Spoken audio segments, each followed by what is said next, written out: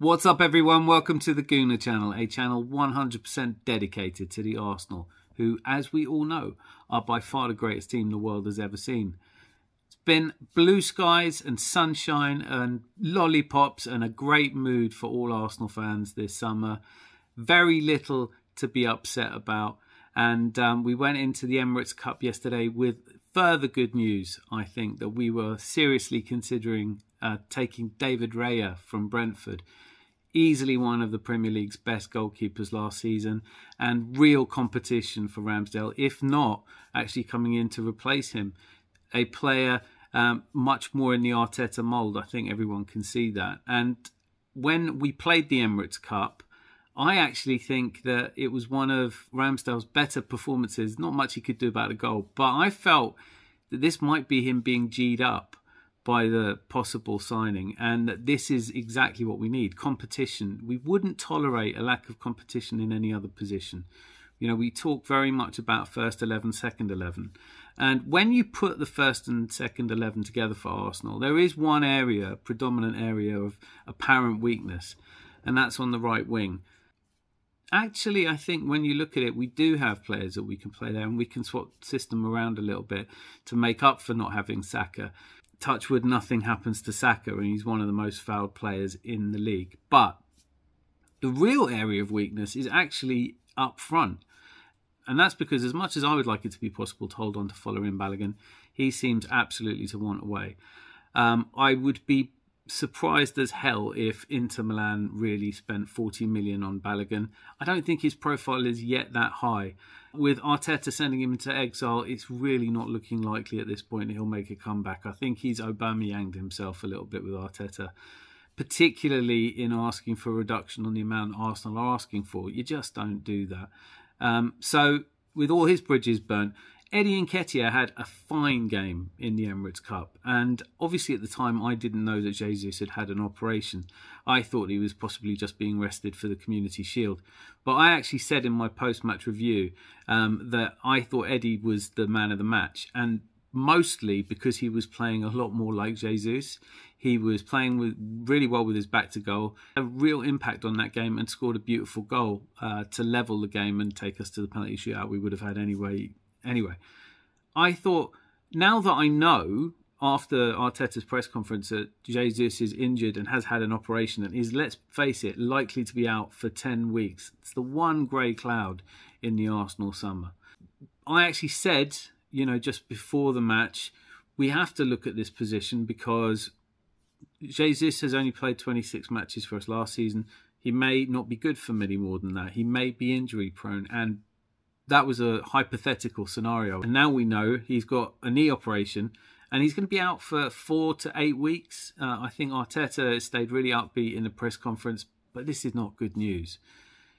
Our eggs were all in the Jesus basket, or it seems that way. Now, I'm going to address really quickly this. We have two options. We either now go out and buy someone, which arguably we should have done by now, but is the other option more palatable, that we find someone already in the club who can play that position and might do just as good a job as Gabriel Jesus? And I think I have just the man.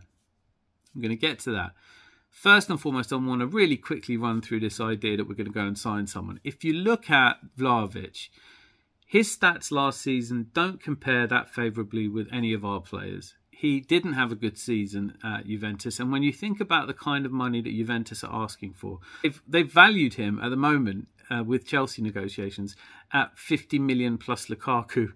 So what, 51 million, I guess. But joking aside, they want silly money for him. They wanted an amount of money that is going to make us probably not want to sign him. Because if it's £70 million we're paying for Vlahovic, doesn't he have to play the whole season? You can't just play him for the 8 games and then have, you know, Jesus is fit, right, you're on the bench. I mean, are we a club that has a £77 million striker on the bench? No, we're not.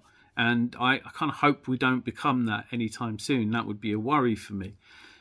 Any other players out there that anyone can think of that I'm missing? We're linked with the likes of Tammy Abraham. Obviously, Rasmus Højlund has now gone to Man United for an also really large amount of money, not insignificant. And the reason for this is obvious.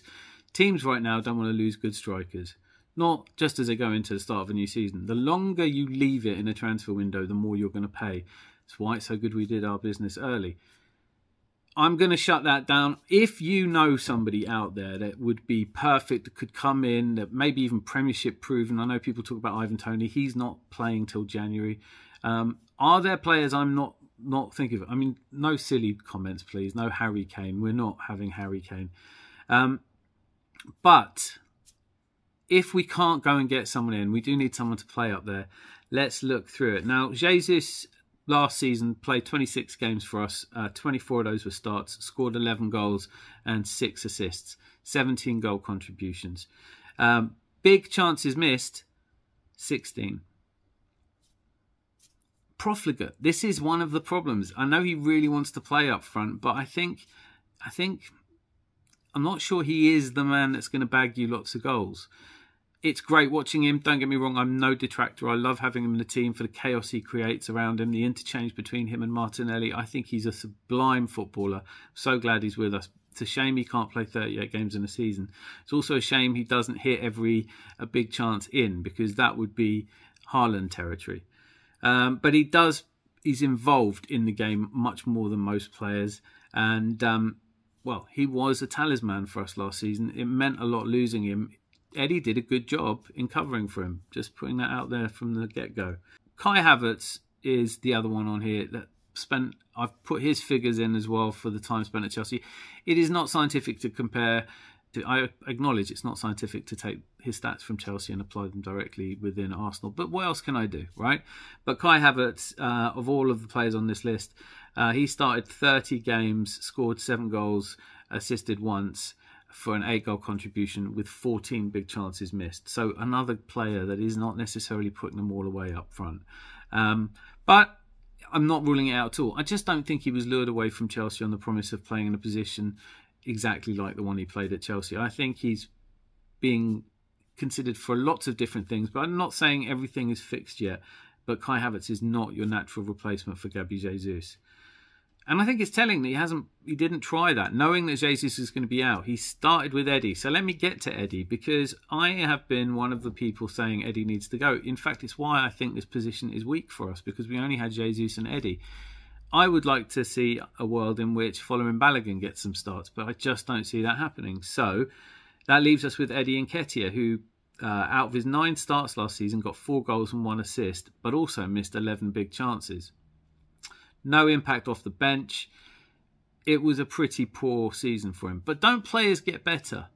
You know, hasn't he been spending more time in training with Gabriel Jesus? I think he played a bit like him in the Emirates Cup. And maybe that's the confidence of knowing that he might get the 10 games or so that Jesus is off if he plays to his best. This is make or break time for Eddie Nketiah. If he starts the season banging goals in and playing like he did in the Emirates Cup, then I think this could be a really interesting season for us. Is he my first choice replacement? No, actually he isn't. So, moving on. Martinelli. He is a world superstar left winger. We have cover in the left wing.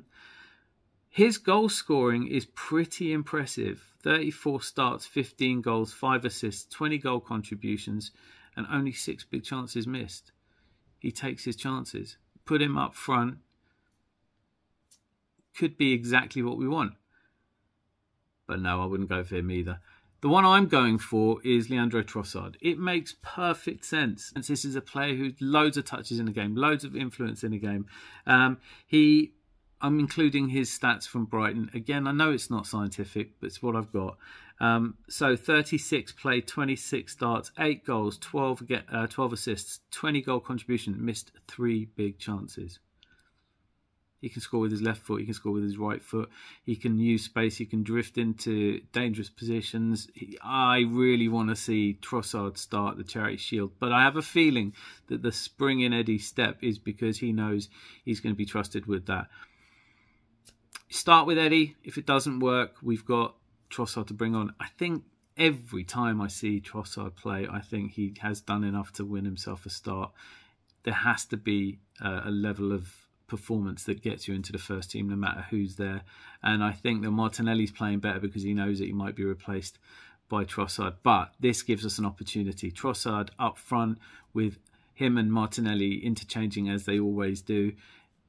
give Eddie his chances, 1 or 2 games. We've got some, would it hurt to start Eddie in the home game against Forest? Hopefully not. Could we manage to play him against Crystal Palace away? I would hope so. In fact, I think that game would be really good for Eddie. But they've been my thoughts. I am keen to hear yours. Please leave your comments. I think for the Community Shield on Sunday, we should start with Leo right up front. Martinelli on one side, Saka on the other. And I think that we'll win. I believe. I'm manifesting it. Anyway, till I see you again. Be lucky. Lots of